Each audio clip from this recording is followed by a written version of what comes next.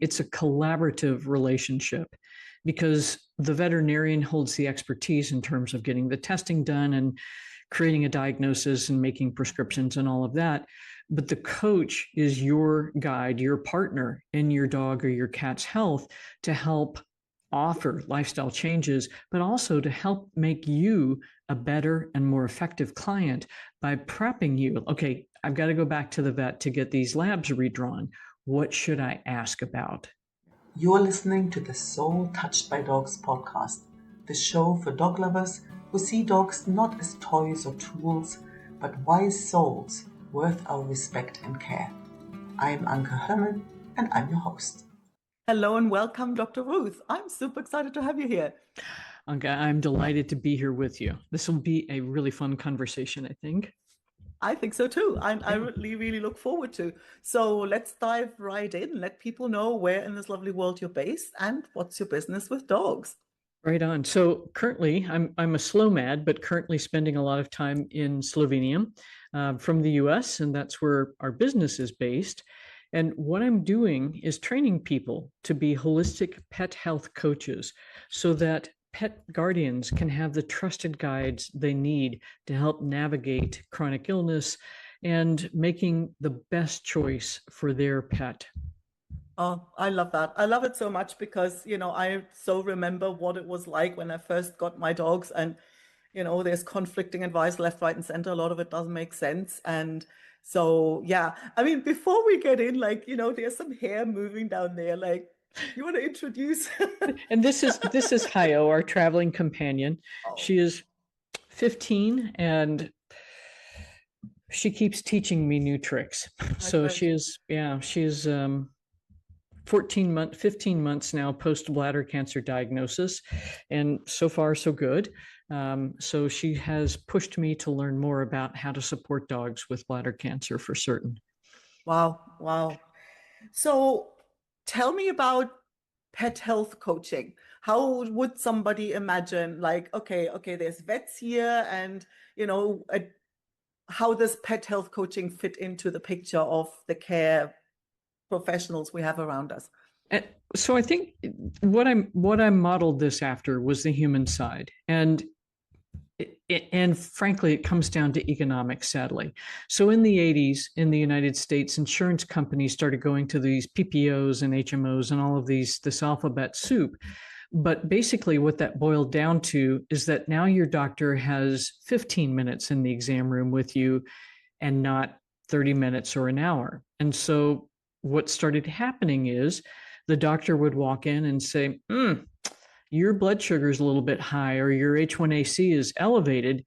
Betty, my nurse, is going to come in and talk with you about some things you can do, and hopefully we can avoid having to put you on insulin to control your blood sugar. And so the doc would walk out, go to, do whatever it is they needed to do as far as records, hopefully, and then go on to the next patient. Well, unfortunately, in veterinary medicine, and it doesn't matter where in the world you are right now, with a few exceptions, it's the same thing. So much of veterinary medicine has been corporatized that now the doctor is forced to go from room to room to room, sometimes in as little as 6 minutes, sometimes 20 minutes. But the situation is the same. They walk in, they say, oh, your dog has hemangiosarcoma. It's a very aggressive tumor. Typically, the survival time is X, Y, and Z. You'll need to go see an oncologist, and then they leave. And then what do you do with that? Oh, you go to the internet. That's right. Because you're like, because now it'll be, maybe it'll be a week, maybe it'll be 6 weeks before the oncologist can see you. Maybe the vet's giving you some handouts, but you have no information. And you have no confidence that the information that you've gotten is all the information. And so you go to the internet, and now you have 2,700 different opinions on what should happen with hemangiosarcoma, and you're even more confused than when you started. So the goal is to provide that source of education for the guardian that is reliable, They can, in fact, we have several coaches that are already working within veterinary offices so that they become the patient educators and the guides for the pet guardians so that they're not in this alone, because you just got a bomb dropped in your lap and you have no idea what to do. And that's right. And if you're doing the wrong thing, you make matters worse, right? Yeah. Yeah. And this is the thing. I mean, there are many people are afraid of, and understandably so, chemotherapy, radiation, all of that.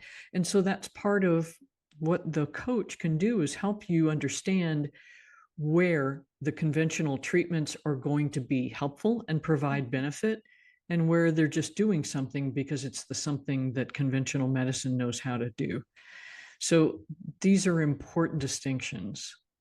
Yeah, you just sort of poked on the bear there, right? So the edge of what could, like, conventional medicine, to me, it often feels like it's very quick, and I can only speak to what I've experienced here in Spain. It's very quick with a pill, with an injection.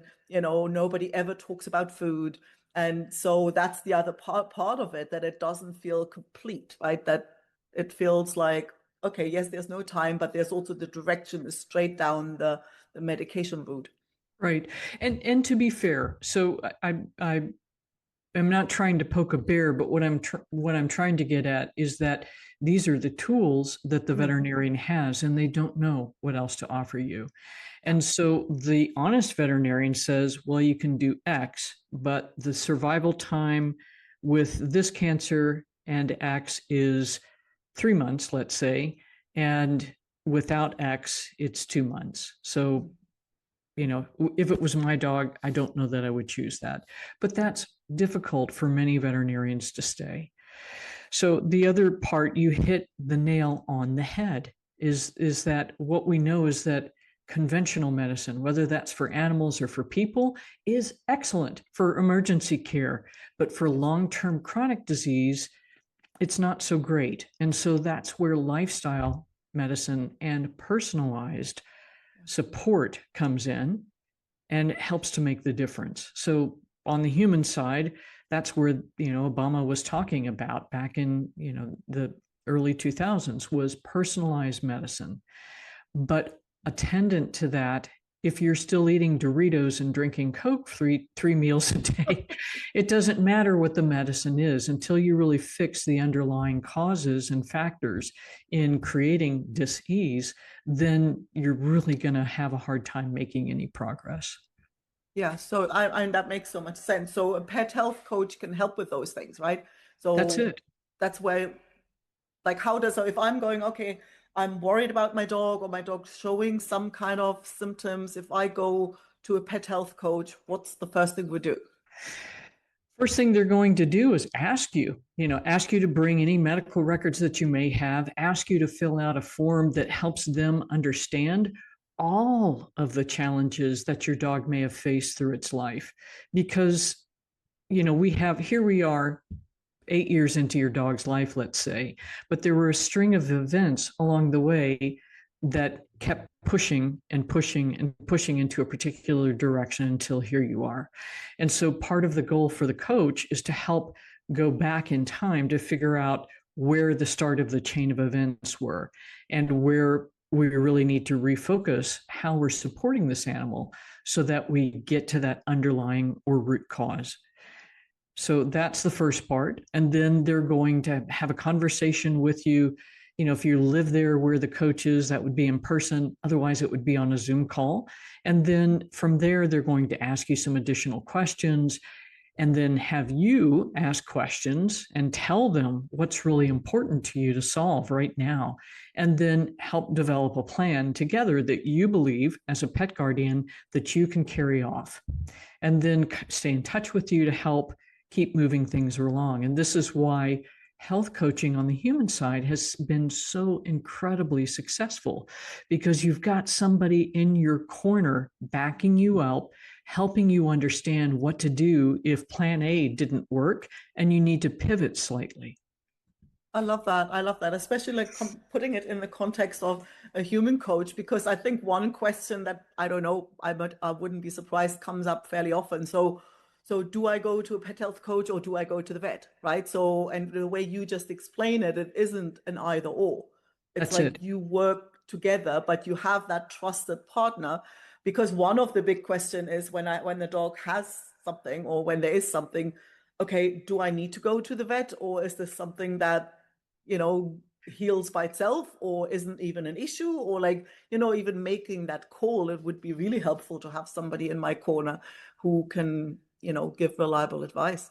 Exactly. And so that's precisely the thing. It's a collaborative relationship because the veterinarian holds the expertise in terms of getting the testing done and creating a diagnosis and making prescriptions and all of that.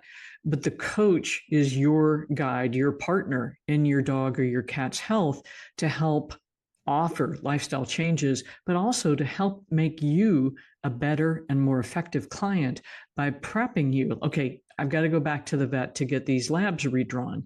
What should I ask about? Yes. Right? Because you get to the vet. I've done it myself with Hio. I'm in a vet's office, and you end up feeling a little buffaloed and sort of frustrated because you can't grasp what you're trying to do to support your pet. So if you've got a list of questions written down, ready to go, that makes that appointment so much more efficient for your veterinarian, for you, for your dog, and the flow is just so much better. Yeah, I can totally see that. And the thing is, if it happens to you, what you think like, what? There's no hope for the rest of us, right? And this, I got to tell you, this is a really bizarre experience because I mean, for 28 years, I'm in clinical practice, and just about nothing could throw me off course.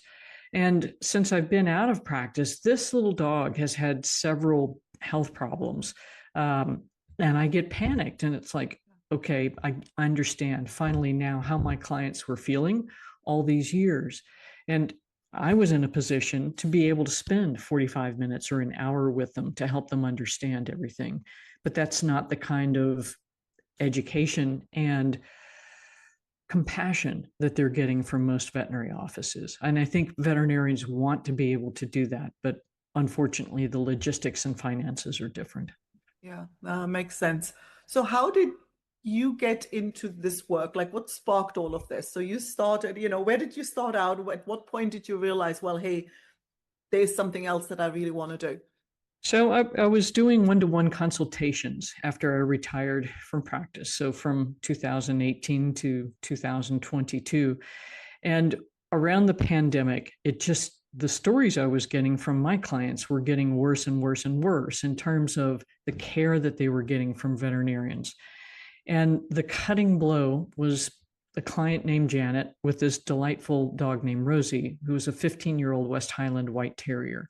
And Rosie, just adorable. She had a litany of woes. She'd had SARD, she had kidney disease, she had IBS, she had some skin problems. And Janet, in her wisdom, had been working with an internal medicine specialist, her local veterinarian, and me. So she had assembled a care team to help Rosie because she knew that there was no one way to help Rosie stay as healthy and as happy as she could. So Janet called me after her last visit with an internal medicine specialist she'd been working with for 2 years. And the doctor walked into the exam room, looked at the blood work values for kidney function, and looked at Janet and said, I think it's really time to consider euthanasia. And Janet's like, what? What do you mean? She was really baffled. Because Rosie was just the same as she had been the month prior. And she said, well, I don't have anything else to offer you. So I think you need to, consider euthanasia. And Janet she just couldn't process what was going on. She was absolutely dumbfounded. So she says, okay. And the doctor hands her some information on home euthanasia services, hands her a copy of the labs. Janet walks out, pays the bill, gets in her car, looks at Rosie and says, God, there has to be something else we can do. And then she looks at the lab work, and Rosie's creatinine, which is a value that we measure for kidney function, had gone up exactly 0.1. that's insignificant change. So there's a lot of comments I could make about why the internist did that, but the point is that was the tipping point. Because what I was able to do is help Janet find another internist that was just opening up practice in her area. We had a conversation. I, gave him several suggestions about ways that he could use some prescriptions to better manage the kidney disease. And Rosie lived another year. Wow. So that was the birth of this whole program. Because if Janet had not had me, Rosie would have been dead a year too early. And this was happening over and over and over again, all through the world. And a lot of it was the pandemic times were just insanity. But this is still problematic. So that caused me to figure out how to do this. My goal was initially to train veterinarians on some aspects of holistic medicine that they could implement almost immediately. And the course is indeed certified for 40 CE credits for vets and vet techs. But, and we've had a number of vets and veterinary technicians come through the program, but the vast majority of people that end up taking the course are the pet pros, people that are doing dog training, pet sitting, grooming, dog walking, own a pet store, because their clients are coming to them in desperation. What do I do? We've been 3 months doing this program and nothing has changed. How can I help my dog feel better? And so they're taking this so they feel like they have the knowledge and the credentials to answer the questions with some authority and some level of education, and with ongoing support from both me and the rest of our coach community. Wow. It makes so much sense. Like people already coming and asking the question. So is it like, what are the requirements? So if I said like, okay, I want to help my own dogs and I really want to dive in, could I take the program, or do you have to have some sort of professional background? We do want you to have some experience with, even as a pet owner, for at least 3 years. So you have some understanding about the flow of life, for lack of a better descriptor. But yes, absolutely. And we do have a number of pet guardians that have taken the course because their dog died of cancer, and it was a horrible and emotionally wrenching time. The dog died from kidney disease, and they felt like there was something else. And indeed there was. So they want to, literally the words out of their mouths are, I don't want it to happen this way again. And if I can help my family and my friends so that their dogs don't have to go through this suffering, this is what I want. Yeah, that makes sense. And it is tough and it is intense. So as I said, it is accredited for CE for vets and vet techs. So a lot of people will, have to re-listen to some of the videos and several times to get the material. But I think because I do coaching calls every Monday, they have a mentor, they have office hours, at least 2 hours a week, and they have an online private community. They can get that information. They can see how other people are approaching solving problems, and then start to really have this click in and be able to use the material more efficiently and effectively. So, I mean, you were just saying, so it's intense. So how long is it? Like if I was to kind of, okay, I want to start it next is, month. So right are on. we talking, obviously it's not a 4-week or an online course where you just tinker around for yourself, right? Right. So it's a lot more. It is intensive. engaged. And so it is a 16-week program. The material is delivered over 16 weeks. We give an additional 1 to 2 months for people to be able to complete all of their homework. And the final examination is 2 actual coaching consultations that you have to show the intake form the client sent you. The coaching call is recorded either on Zoom or something like this. And then your mentor reviews all of this, plus the information that you sent the client after the call about what their next steps are. So we want to make sure that all of our graduates have real world experience, that they understand the material, that they understand their limitations when it's time to go back to the vet, and that above all else, they do no harm and only provide benefit to that animal. Yeah. I mean, just something pops to mind. So when there's a lot of material to go into into that old chestnut in like 16 weeks, how do people manage to memorize? Because that would be my biggest fear, right? Right. I'm learning something and I'm learning it in module 2 and it makes all the sense. And then like 12 weeks later, it's like, oh, where is that? Like how do like medical professionals in general, like how do you go about memorizing so that it's there when you need it? So this is the thing that's interesting. So aside from drugs and dosages and that kind of stuff, that is all rote memorization. But honestly, for people, for doctors, for nurses, veterinary technicians, what have you, the ones that do well know and understand the material and have adequate critical thinking skills to understand how to apply it. So, I mean, I did a great interview with Dr. Judy some months ago, and we were both talking about we're fresh out of vet school, and here's a dog that has a broken leg. And so we've got, 3 textbooks open and trying to learn how to fix the leg on the fly. And that was the way when we were both younger, but that's, 35, 40 years ago. So if you know where to find the information to help you actually deliver the content and the information that the client needs and put it in a form that's usable, that's what's more important. So, are you going to memorize all this stuff in 16 weeks? Absolutely not. But that's part of what the coaching calls are for, is to help you develop that critical thinking skill to apply the material in a way that's useful for that animal. Yeah. I love that. I mean, that sounds more doable than to think like, oh my God, I have to, there's all this. There are sort of typical things, like if you look at the graduates, where are they specializing in certain things that, or is it, okay, here's the service and it doesn't matter what you come with, or what are the graduates doing with it? So it varies wildly. So there are some that are breeders, and so their group that they're helping are other breeders. There are some that are dog trainers, and so their particular place of interest is more around cognitive and behavioral issues.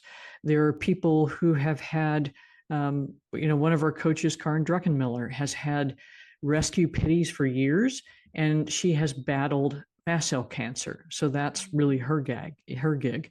And so it just depends. Like I mentioned earlier, I never want X to happen to any of my pets again. That's what they tend to sort of spend more time focusing on. So if I'm looking for a pet, because like the concept makes so much sense, right? So if I'm looking for my pet care sidekick, so where can is there like a directory of certified pet health coaches? Because that's also important, right? Because yes, anybody can, you want to make sure that it's somebody who's actually qualified, right? And there is that problem. So on the website, drruthroberts.com, there is a find a coach page. We also have a quiz to help you select, you narrow down the options a little bit better. And we have coaches across the United States, Canada, and now in the UK, Belgium, France, Germany, and Spain. We have almost a graduate there, Estonia, and I forget where else, and then Mexico, and then El Salvador.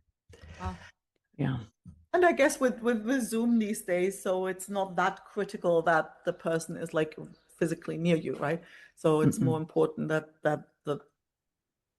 they specialize in the thing that you're looking for, right? That's But it. I think find a coach, that's really helpful. So obviously we're gonna pop the link, Super. below. So Yeah, great. yeah. So where are you headed with it? Like what's the vision? Like where do you see this program and your whole mission? Where do you see this going in the next, couple of years? My deep hope is that my colleagues in veterinary medicine recognize that they need patient educators, and that there are other options that work, even if they don't know how to offer those options. So there's what I hope to see in the future. So my 5-year goal is to have 2,500 graduates a year. And that number is actually equal to the number of veterinarians that graduate in the US every year.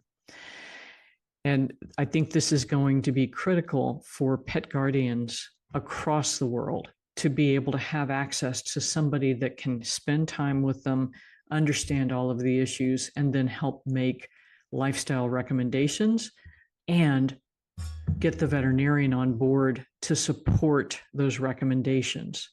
And it's really funny. The trajectory usually is the coach goes in and the vet looks at the dog and says, well, it has X, Y, and Z. And the coach comes in 3 weeks later and the dog is a lot better, or the lab values are better. And the vet says, well, I don't know what you're doing, but keep it up. And then, and then they come back 3 months later and things are even better. And they're like, what is it you're doing again? And then finally, now we're getting to the 4th stage of my clients need help with this. How can you help them?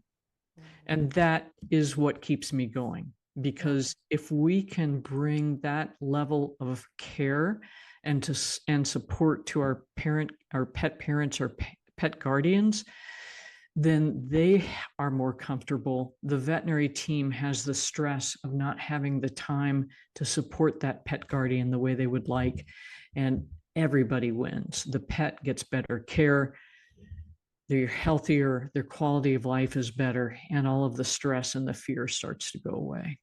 Well, that makes so much sense. And I wonder, I could imagine the initial response is like competition, right? So you guys should like try and compete with me, right?